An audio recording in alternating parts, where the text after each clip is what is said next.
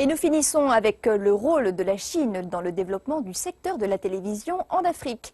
Il y a peu de temps, une série télévisée chinoise a été pour la première fois traduite en swahili pour devenir un vrai succès.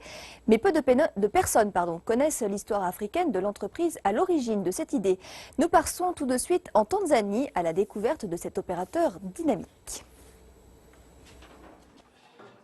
Joan travaille depuis la fin de ses études il y a 3 ans comme technicien pour une société chinoise.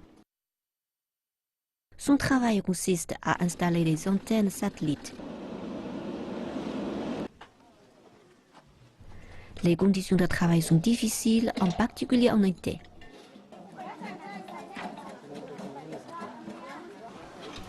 Mais quand les images apparaissent à l'écran, Joan affirme à chaque fois ressentir une bouffée de plaisir.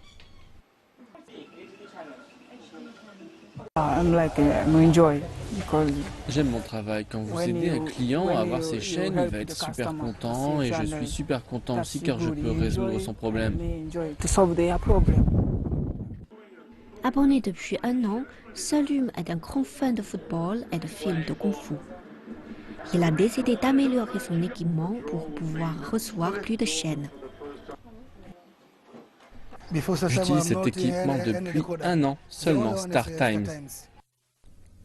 La chaleur ne faiblit pas alors que Joan poursuit son travail. Après avoir installé une antenne, il rend visite aux clients vivants à proximité. De nombreux Tanzaniens ont l'opportunité de mieux comprendre la Chine à travers des feuilletons chinois traduits. Certaines séries doublées en swahili sont très accueillies par les spectateurs locaux. Dans un futur proche, davantage de feuilletons similaires seront diffusés et ils renforceront ainsi les échanges culturels entre la Chine et l'Afrique. J'adore regarder des émissions chinoises car j'adore la culture chinoise.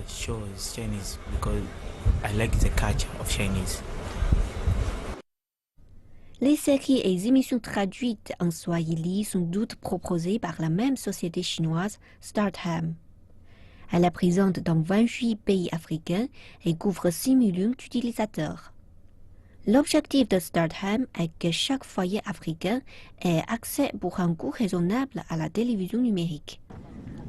C'est cette vision qui lui a permis d'attirer nombre de jeunes talents comme Tang Jingyu. Après avoir obtenu son diplôme de Swahili, il est venu travailler à Dar es Salaam. Il travaille depuis 1 mois à la promotion de la société, ce qui l'oblige parfois à se donner en spectacle devant le public. Vendeur n'a jamais été un métier facile, mais Tang Jingyu semble s'adapter aisément. J'ai beaucoup appris en l'espace d'1 mois, des choses liées au travail pour apprendre à mieux connaître la population locale. J'avais fait un échange étudiant dans la capitale pendant 8 mois, mais cette fois c'est complètement différent car avec mon travail, je peux voir les choses de plus près et connaître plus de gens.